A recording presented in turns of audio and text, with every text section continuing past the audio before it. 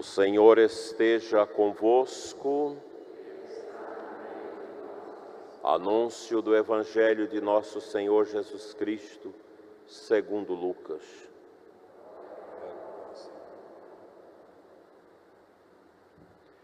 Naquele tempo, Jesus ergueu os olhos e viu pessoas ricas depositando ofertas no tesouro do templo.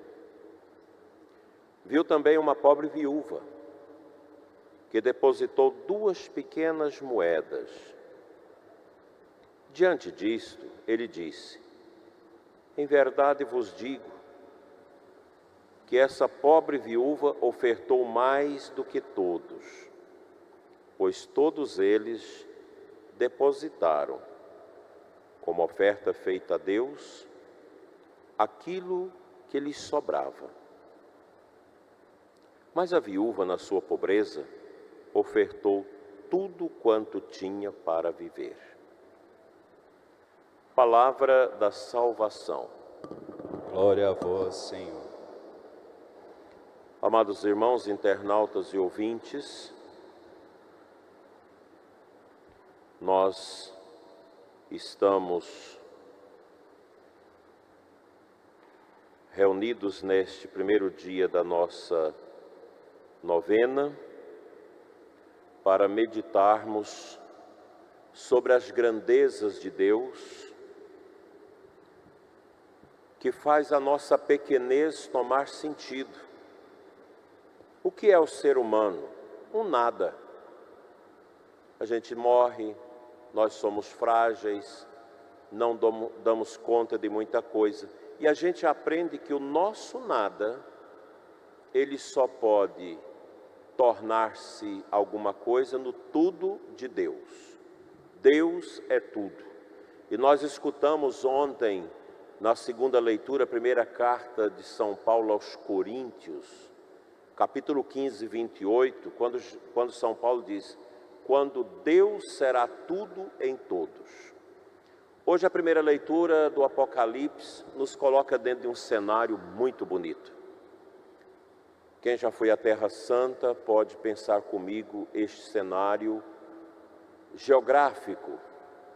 Pensemos no Getsemane, onde Cristo foi tentado antes da paixão. O Getsemane, o Jardim das Oliveiras, fica mais embaixo, do outro lado do rio, aquele pequeno córrego que corta a cidade de Jerusalém. E você olha acima, você tem o Monte Sião, ou Monte de Davi, e mais em cima o Monte do Calvário. Foi dali que Jesus contemplou, na sua dor, a subida que teria que fazer. Praticamente aos pés do Monte Sião, lugar chamado do Canta-Galo, onde o galo cantou quando Pedro nega Jesus, você tem o Monte Sião, que é o Monte das Alegrias, e o Monte do Calvário, o lugar da caveira, o lugar do sofrimento, da morte, da crucifixão. Olhando essas realidades, Jesus tem dentro de si a realidade final da sua vida pública, contemplar a glória e a dor, a glória de Sião e a dor do Calvário. E São João fala deste olhar, onde ele contempla os 144 mil puros, aqueles vestidos de branco, a quem o Senhor já tinha revelado que são os que passaram pela grande tribulação, sem sujar, sem manchar suas vestes no lamaçal da corrupção e do pecado. São tão poucos, 144 mil. 144 é o número de uma glosa. dividido por 12 dá 12.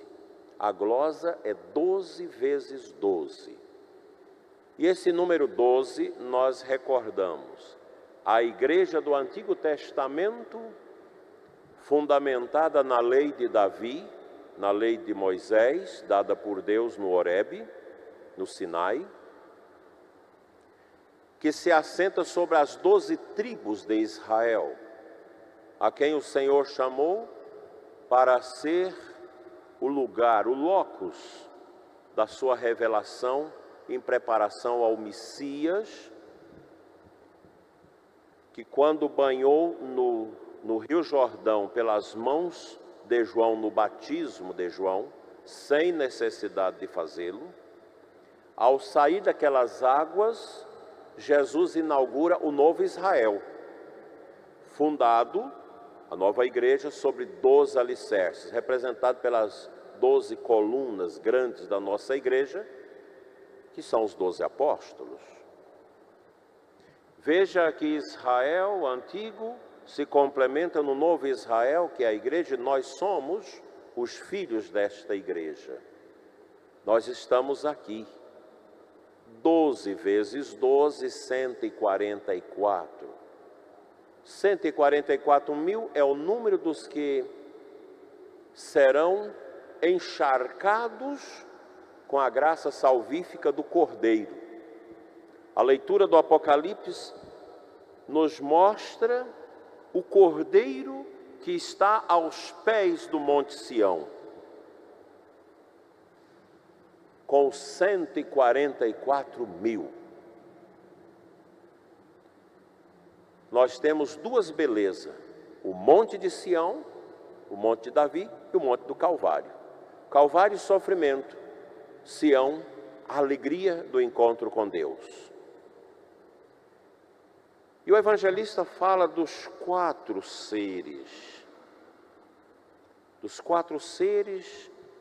que ovaciona o Cordeiro. É uma referência aos 4 evangelhos que estão retratados aqui nesse vitral, aqui à direita em cima, que não dá para ver à noite. O leão, representando o evangelista Marcos, que no seu evangelho traz uma mensagem muito bonita sobre Cristo, o leão de Judá. O leão vive no deserto, o leão é forte. E São Marcos traz esta imagem para Cristo. A imagem do anjo com cara de homem, representado pelo Cordeiro, ou Agnus Dei, trazido por Mateus. Mateus apresenta o Cristo como um grande rabino, porque ele está falando para os judeus.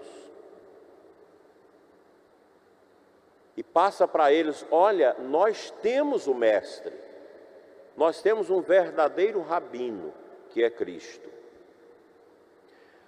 Depois a águia, que São João representa o Evangelho de João, porque João fala das alturas. Inarché kaiologos.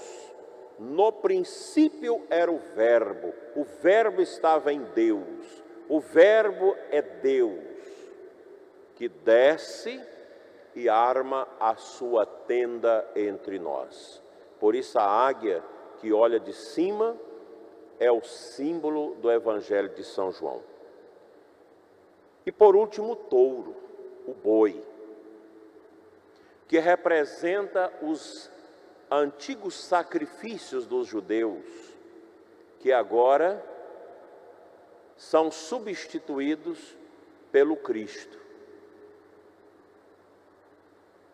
Esses 4 elementos que a tradição da igreja deu aos evangelhos são tirados do livro de Daniel. O profeta Daniel escreve sobre esses seres. É um livro confuso, como o Apocalipse, para quem não tem uma introdução. Talvez o profeta Daniel seja bem mais difícil de compreender do que o Apocalipse. Então aqui nós temos, para se chegar aos 2 montes, o monte da dor e o monte da alegria, nós precisamos dos 4 evangelhos. Viver os 4 evangelhos, que se funde numa única mensagem: Jesus é o Senhor. Somente Ele pode nos salvar. Não há outro fora dele. Somente Ele.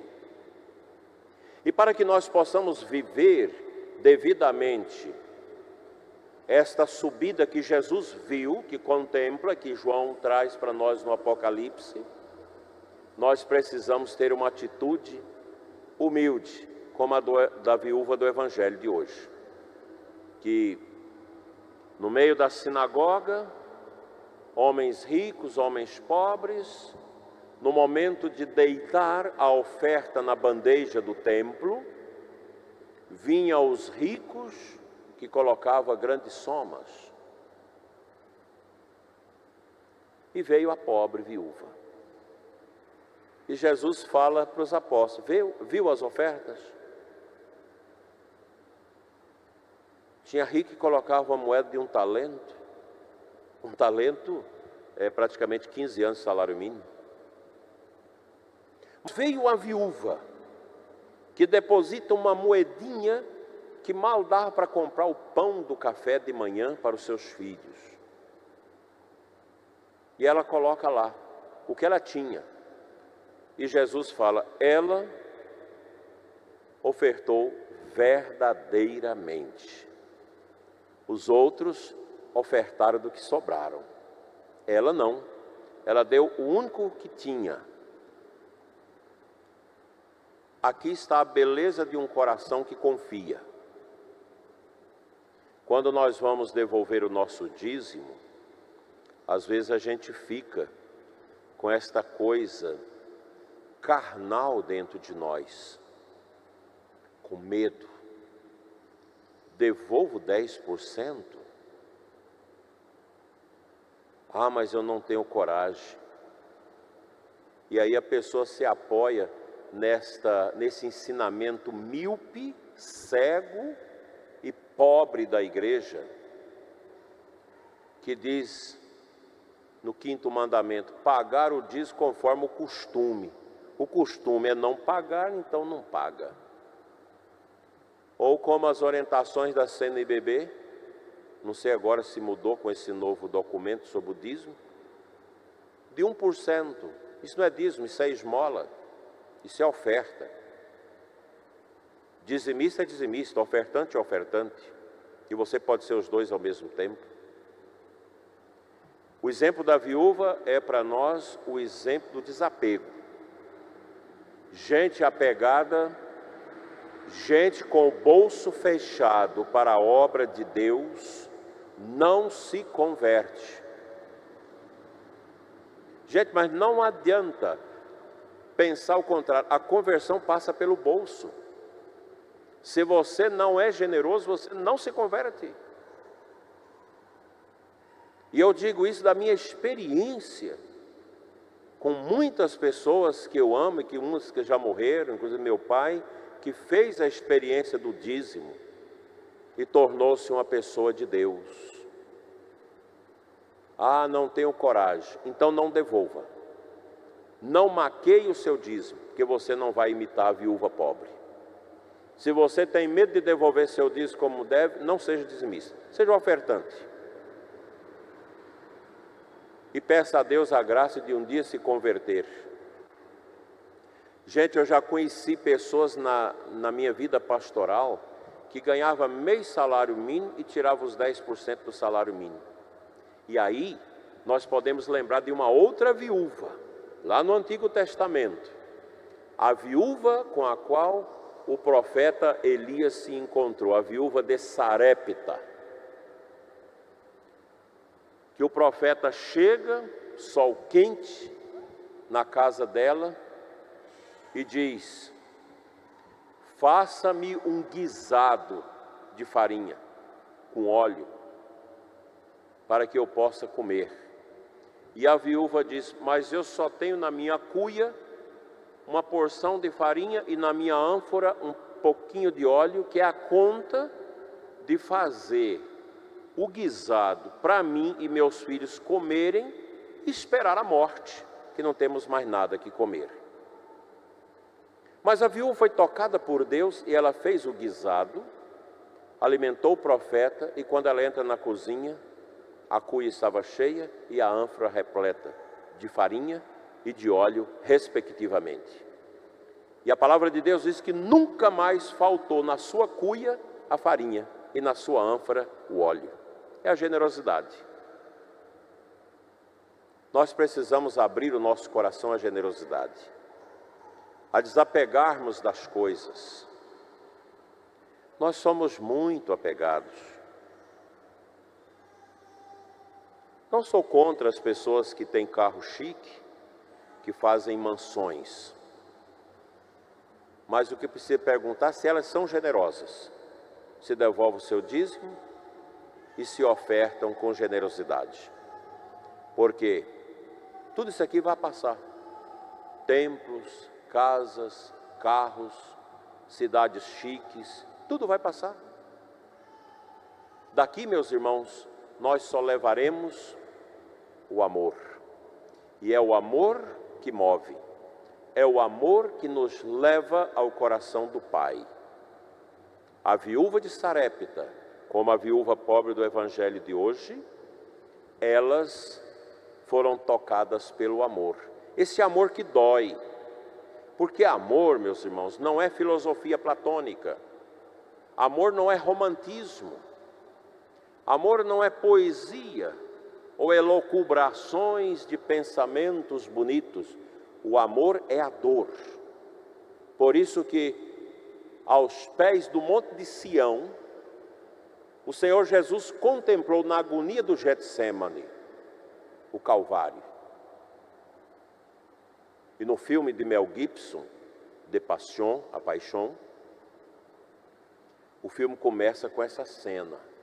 Quem não viu, quando for na quaresma no ano que vem, vocês assistam.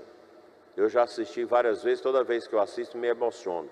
Que é o filme mais bonito e completo sobre a paixão de Cristo. Inclusive feito tudo na língua de Jesus, em aramaico. Começa o filme na noite. Está tudo escuro. O jardim das oliveiras. E Jesus vai orar para subir para a paixão. A lua cheia. Não existe paixão sem lua cheia, gente. Todo ano. Sexta-feira da paixão é com lua cheia. Isso é tudo calculado no calendário da igreja, para demonstrar essa solenidade da Páscoa que se dá na Neomênia, na lua cheia. E Jesus encosta na pedra. Eu já beijei aquela pedra lá, o dia que eu fui ao Getsemane, não aguentei. Fui lá e beijei a pedra, onde Jesus ficou em cima dela. Apoiou sobre aquela pedra para dizer: Pai, se for possível, afasta de mim esse cálice. Porém não faça a tua vontade, a minha vontade, mas a tua vontade. E naquele momento vem a cobra. O filme é muito bonito. Uma cobra imensa que vem vindo no rumo de Jesus. É a imagem do demônio que tenta. E quando a cobra está perto de Jesus, o filme dá aquele impacto, porque o pé de Jesus esmaga a cabeça do demônio. E não deixa o diabo tirá-lo da subida do Calvário. A nossa vida é assim. A nossa vida, ela é marcada pelas bênçãos e pelas maldições e tentações do demônio. Nossa vida é isso. É vida de maldição e de bênção. Quando São Pedro fala na sua carta que o demônio é como um leão que está em nossa volta a rugir, é uma grande verdade. O demônio está sempre a nos tentar, para que nós não olhemos para o monte de Sião e para o monte Calvário. E nós queremos nesta noite responder com o Salmo. É assim a geração dos que buscam vossa face, ó Senhor, Deus de Israel. Os que buscam a face do Senhor, vive esta alegria da imagem do Apocalipse que desacortina na nossa mística esse cenário inaudível para os nossos ouvidos, indelével para as nossas palavras, que é o cenário salvífico. Eles seguem o Cordeiro, aonde quer que vá. Foram resgatados do meio dos homens, como primeira oferta a Deus e ao Cordeiro. Na sua boca nunca foi encontrada mentira. São íntegros. O Apocalipse traz essas palavras muito duras para nós.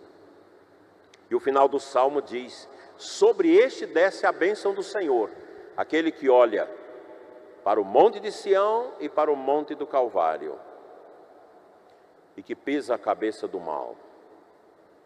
E a recompensa de seu Deus e Salvador.